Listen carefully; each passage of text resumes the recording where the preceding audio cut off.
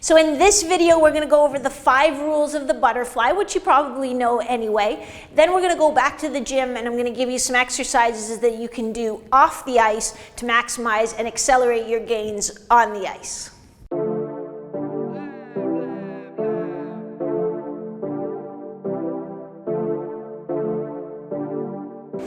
So by the end of this video, you're going to have a whack of off-ice exercises you can do that will help you adhere to the 5 rules of the butterfly that we're going to go over here in a second. This is Maria Mountain from GoalieTrainingPro.com. I'm an exercise physiologist and I specialize in off-ice training for hockey goalies. So I'm not an on-ice goalie coach. That's not what I'm going to do today, tell you how you should be doing it. We're going to look at the qualities of a good butterfly. I'm lucky enough to get to travel all over the world and listen to the greatest goalie coaches in the world share their ideas and their teaching techniques. So we're going to take those rules, look at them on the ice quickly so you get an idea, oh yeah, I know what she's talking about and how it translates onto the ice. But then we're going to head back into the gym and do the real work on giving you and your body the tools you need to be able to execute those rules every single time. So if we start looking at the 5 rules, rule number 1 is to start low, to be loaded in your legs so you can get into the butterfly faster. So Carson's here helping out again. You can see he's got a nice low stance, flexed at his hips, flexed at his knees. So when he goes into the butterfly, he doesn't have that far to go. Awesome. So that does 2 things. Number 1, what's most important to you is it gets him into that position faster. It seals the ice faster. For me, when I look at it too, there's a lot less distance, so there's a lot less force being transferred up the hips. You guys get mad at me every single time I say this, but don't get mad at me. Get mad at Sir Isaac Newton and his cursed laws of physics. You cannot drive yourself into a butterfly faster. That is the same as trying to pull yourself up by your bootstraps, or if I'm standing here and I'm like, okay, I'm going to use the muscles in my legs to pull myself into a squat faster. It won't work. All that happens is my feet come off the ground. Now I know, now the rage is going to start and you're going to be on your but I know. I feel like you should too. But it's just the laws of physics disagree with us. That's all. It's not us. It's the laws of physics. So the best you can do is be lower in your stance so you have less distance to go. And again, that's going to depend on the play and where the puck is. And that's, you guys know that stuff. That's not my area of expertise. Okay, the second rule of the butterfly is just no 5-hole. So getting that nice seal with your pads and keeping your stick on the ice. This is like a bonus tip because I think one of my favorite tricks is to lift my stick up as I go down into the butterfly. So keep that stick on the ice and then get those pads together so there's no 5-hole. Perfect. Rule number 3 of the butterfly is to actively think about getting that flare. So a lot of you, when you go down, you're not using your hip internal rotators to maximize that flare, so you're still using space. Even if, your 5 holes closed and sealed, if you actively try to internally rotate, you can get a little bit more. And even, an inch and a half more is enough to stop a puck. So think about actively getting into that flare when you get into your butterfly. Rule number 4 goes hand in hand with rule number 3, really. And it's when you slide across. So if you're going to do a push with one pad down, you want to try to keep this pad flared or square to where the puck's coming from. Sometimes what happens is you push across, that pad folds in behind you because you don't have the hip internal rotation strength. So we want to build that strength off the ice so you can keep presenting that pad to the puck. So the 5th rule of the butterfly is to stay tall in your hips. So when you go into your butterfly, don't sit back in your bum. Go into your butterfly, Carson, but kind of sit back in your hips. So see how he's sitting back? This is perfect. You can see the stripe on his pants. It's angled back. His torso is straight up and down. What we want, Carson, is to keep this stripe on your pants almost straight up and down. Yeah, and then you can telescope your body a little bit over where the shot's coming from. Stay taller in the net, take away more of the shooting angle. Okay, so now it's time to head back to the gym to show you the exercises to make sure that you have the tools so you can hit these 5 rules of the butterfly every single time. Okay, so back in the gym, taking those 5 rules of the butterfly and bringing them off the ice so that we give you tools that you can work on to help improve that, almost like you have an unfair advantage, like you have access to ice whenever you want it. So the first rule of the butterfly, right, was to stay nice and low, to keep low in your legs and get used to being low there. You don't purposely just, oh, well, I'm just going to stand up. You know, you think you're low, you feel low, but what happens when you fatigue, as we talked about, you get bending forward at your hips, so you're low to the ground, your eyes are lower to the ground, but you don't have power. And so what we need to do is build up the stamina in your legs so that you can hold that position before your legs start to burn or before your body starts saying like, oh, we're getting a little tired, you better stand up in your legs. So the first exercise is super simple. It's one of my favorites, actually. I give almost every goalie that I train. It's just a squat, jump, and hold. So we're going to start with a pretty basic version. We're going to do 3 squat jumps followed by a 5-second hold. And you would start with doing 3 repetitions of that. Then you would build up, and it depends a bit on the phase of the training, the level that you're at, but then we can build it up either by adding more jumps, by building a little bit, adding a little longer hold. Don't watch this video and get so geared up and be like, I'm going to do 15 jumps and hold for 60 seconds. You know, that's not the idea. But here's what it looks like. We're going to do 3 big squat jumps, jumping as high as we can, getting off the ground as fast as we can. So 1, 2, 3, then right into a good squat and hold. So I'm trying to get my knees to 90 degrees or thighs parallel even, keeping a good torso. So I don't want to be rounded in my back. Nice torso position. I'll hold that for 5 seconds.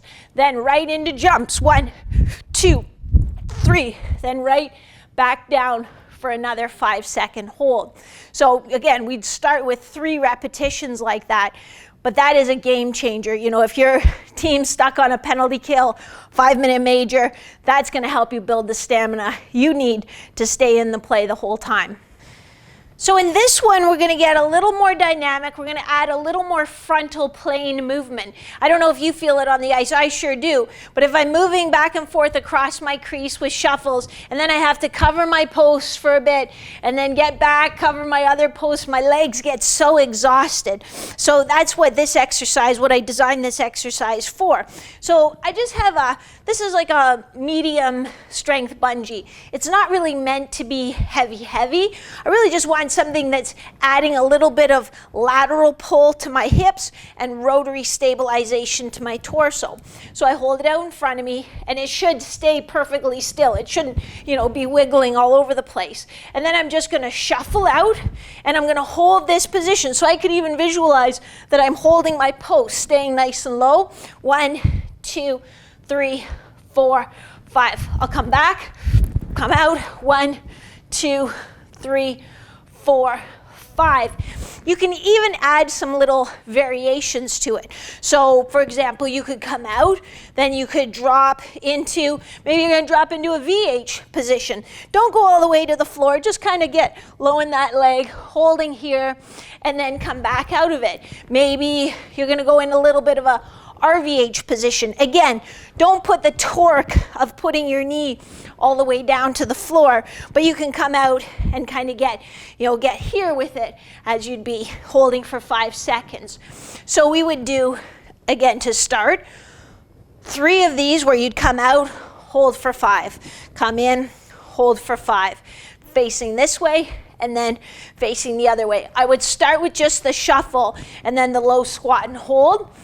But then you can add in some of those other elements. I'll also give you one more little one that sometimes I add in when I do it that makes it a bit different is when I get out here for my hold, I'll just add a tiny little mini bounce to it, just keeping those muscles firing a little bit.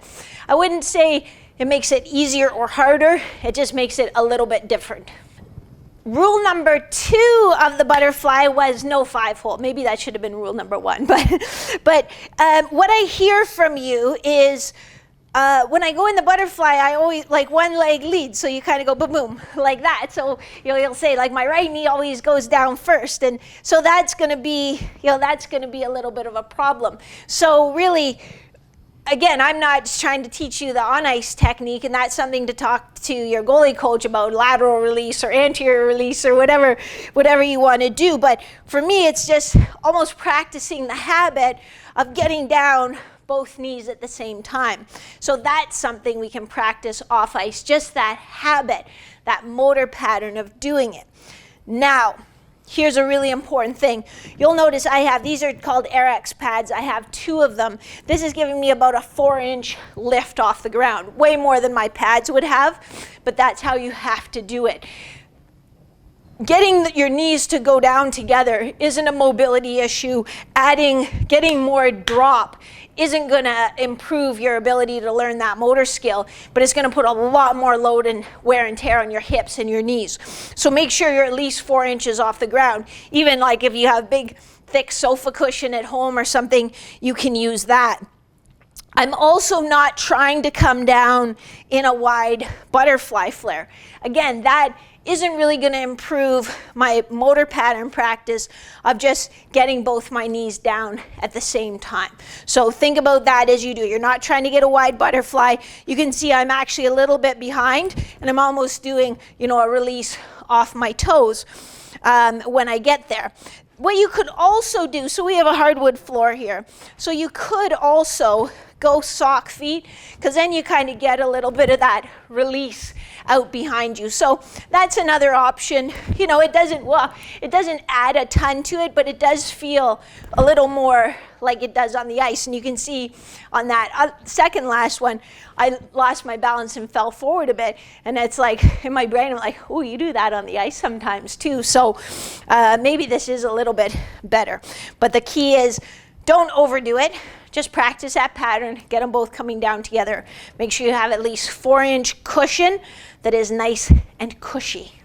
And rule number 3 was to flare your pads. So some of you have the range of motion for a wide flare, but when you get into your butterfly, then it kind of gets narrow. So we're going to practice just building some strength in that end range of motion. So I'm just wearing like my old goalie knee pads.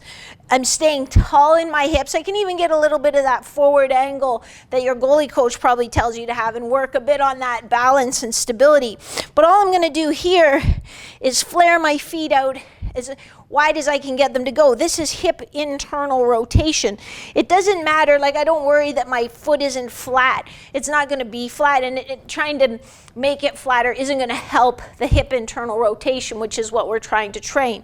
So I'm going to keep my knees nice and close together and just come out into that internal rotation and create force. So almost like I'm, trying to push the floor forward with my feet.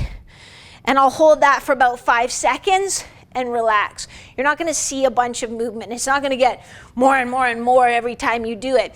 But we're just creating that tension, building that strength in the end range, because we can stretch and get there, but until we develop the strength to hold those positions, we can't really use it. So again, just coming in, holding 1, 2, 3, 4, 5, and I'm actively still trying to flare my feet even though they aren't going anywhere, and then I'll relax. Watch what happens when I go initially into a flare if I don't think about it. My bum will automatically kind of sit back a little bit. So I want you to also think about keeping that stripe on the side of your pants nice and tall as you go in to the internal rotation and hold that. Rule number 4 was to keep that pad flat, or the face of the pad flat, as you were pushing across the crease in like a power push. Because what happens is you get that pad out, and then as you push across, the pad folds in behind you. So again, it's a bit of a hip internal rotation strength. So being able to hold that position when you're at your end range. So this one we call crisscross applesauce for obvious reasons you'll see in a second, but it's a little bit complicated. What I have is a lighter resistance bungee on this foot, around this instep. And my toe is just on a glider. I could be in my sock foot there. I just want something so that I can't use the friction from the sole of my shoe to hold me in that internally rotated position. I want it to be more like the ice, so that if I'm not using these muscles really well, then it's like folding in behind me. So that's the only reason for that. And that could be anything, a towel, a sock foot, anything.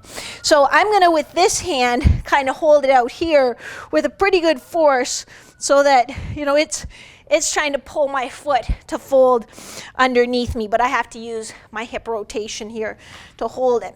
So that's one part.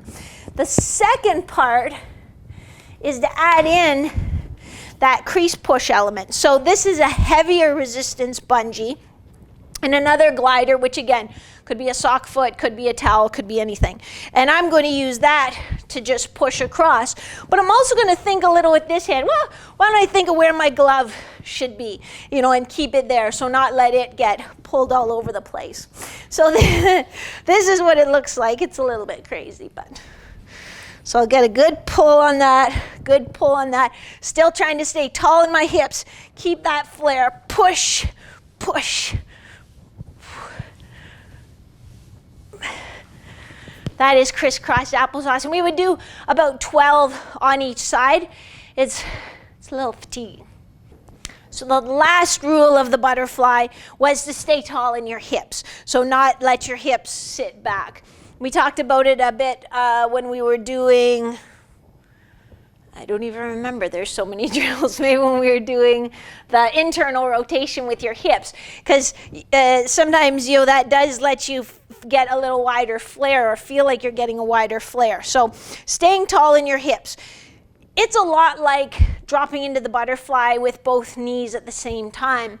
It's a bit of a motor habit just to practice. This is, you know, you're not consciously, again, trying to sit back in your hips. Your body's adapted that pattern. So practicing when you do your double butterfly drop, staying tall in your hips.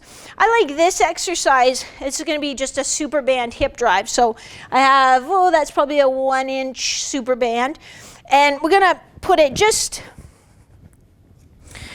like above our hip, or just at our hip bones. So not around your tummy, just at your hip bones. And then you're going to sit back in your hips like you're doing a squat, but then come up and out of it, bringing your hips forward, squeezing your glutes as you do that. So I have a nice neutral back position. I'm sitting back in my hips, and then I'm coming forward and getting a nice squeeze of my glutes. It just gives you that, a little bit of that feeling of, oh yeah, keeping my hips forward, keeping tall.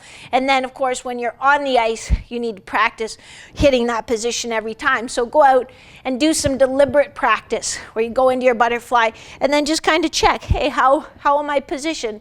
Yeah, I sat back in my hips a little that time. Okay, so you do it again, be like, hey, that's a good position. Whoa, it feels kind of funny because it feels like I'm gonna fall over forwards.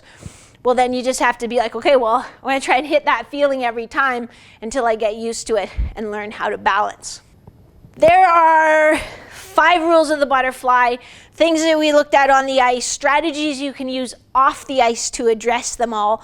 Really, I guess the number one overriding rule of the butterfly is to have good hip internal rotation. That's where your butterfly flare comes from. It's not from stretching your knee or your ankle, although, you know, working on ankle mobility will help. It all comes down to the hip internal rotation. So if you're not sure where to start on that, I have a specific program. It's a 14-day butterfly challenge. It's totally free, but you can, I'll put the link in the first comment below, and I'll pin it to the top so you can go grab it there, because that's the place we should all start.